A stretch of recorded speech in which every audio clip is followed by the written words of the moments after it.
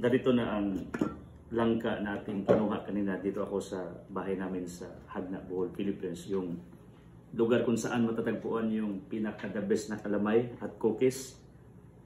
Ito yung ating humba. I don't know what is in Tagalog. Pero ito ay napakasarap. Hindi kami gumawa nito kundi ang aming kapitbahay. Among gihangyo to do the job. Then gisiran namin.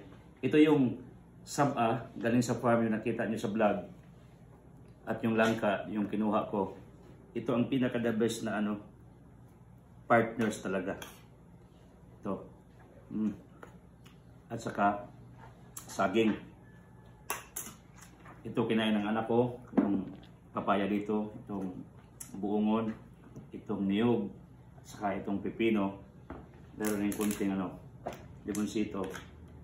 At saka Coca-Cola. So ganito lang kasimpleng pamumuhay namin. Kumakain kami ng kahit tinapa, itlog, buwad. So ganun lang. Sarap.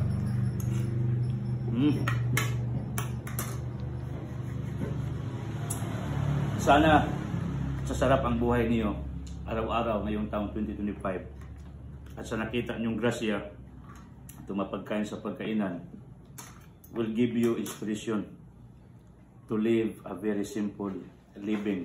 Para yan lang talagang sikreto. To live a very simple lifestyle.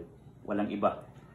Hindi maling mangarap ka, pero at the end of the day, pinaka-simple na pamumuhay ang pinaka-the best talaga.